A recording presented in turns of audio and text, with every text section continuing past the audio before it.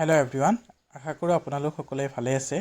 আজি কেইটামান গুৰুত্বপূৰ্ণ প্ৰশ্ন উত্তৰ লৈ আহিছোঁ আপোনালোকৰ মাজত। চ' ভিডিঅ'টো যদি ভাল লাগে তেতিয়াহ'লে চেনেলটো ছাবস্ক্ৰাইব কৰি ল'ব, আৰু যদি ফেচবুকত চাই আছে তেতিয়াহ'লে ফ'ল' কৰি ল'ব পেজটো। চ' আহক কি কি কুৱেশ্যন আছে আমি আলোচনা কৰোঁ। প্ৰথম কুৱেশ্যন আছে, চন্দ্ৰকুমাৰ আগৰৱালাৰ প্ৰতিমা কবিতা পুথিখনত সৰ্বমুঠ কেইটা কবিতা সন্নিৱিষ্ট কৰা হৈছে? উত্তৰ 25টা। মনত ৰাখিব। প্ৰতিমাখন সৰু কিন্তু নিভাঁজ সোণৰ বুলি কোনে কৈছিল? বহুত দৰকাৰী প্ৰশ্ন, মনত ৰাখিব। উত্তৰ লক্ষ্মীনাথ বেজবৰুৱাই কৈছিল। চন্দ্ৰকুমাৰ আগৰৱালাৰ দ্বিতীয় কবিতা পুথি বিন বৰাগী ক'ত প্ৰকাশ পাইছিল? চন্দ্ৰকুমাৰ আগৰৱালাৰ দ্বিতীয় কবিতা পুথি বিন বৰাগী বাঁহীত প্ৰকাশ পাইছিল। মনত ৰাখিব, বাঁহীত। চন্দ্ৰকুমাৰ আগৰৱালাৰ বিন বৰাগী কবিতা পুথিখনত সৰ্বমুঠ কেইটা কবিতা সন্নিৱিষ্ট কৰা হৈছে? চন্দ্ৰকুমাৰ আগৰৱালাৰ বিন বৰাগী কবিতা পুথিখনত সৰ্বমুঠ 12টা কবিতা সন্নিৱিষ্ট কৰা হৈছে।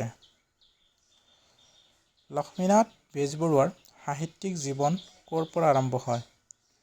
লক্ষ্মীনাথ বেজবৰুৱাৰ সাহিত্যিক জীৱন ক'ৰ পৰা আৰম্ভ হয়? উত্তৰ লিটিকাই নাটকৰ পৰা আৰম্ভ হয়।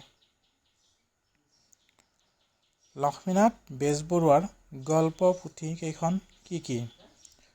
লক্ষ্মীনাথ বেজবৰুৱাৰ গল্প পুথি কেইখন আৰু কি কি? উত্তৰ 4খন, আৰু সেইকেইখন হ'ল সুৰভি, জোনবিৰি, সাধুকথাৰ কুকি আৰু কেহকলি। মনত ৰাখিব।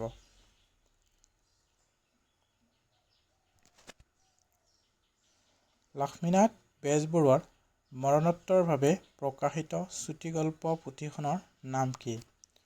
লক্ষ্মীনাথ বেজবৰুৱাৰ মৰণোত্তৰভাৱে প্ৰকাশিত চুটিগল্প পুথিখনৰ নাম হ'ল কেহকলি। কেহকলি কোনে সম্পাদনা কৰিছিল? কেহকলি কোনে সম্পাদনা কৰিছিল? উত্তৰ অতুল চন্দ্ৰ হাজৰিকাই সম্পাদনা কৰিছিল। লক্ষ্মীনাথ বেজবৰুৱাৰ সাধুকথাৰ পুথি কেইখন কি কি? লক্ষ্মীনাথ বেজবৰুৱাৰ সাধুকথাৰ পুথি কেইখন আৰু কি কি? উত্তৰ 3খন। সেই 3খন হ'ল বুঢ়ী আইৰ সাধু, ককাই দেউতা আৰু নাতি ল'ৰা আৰু জুনুকা।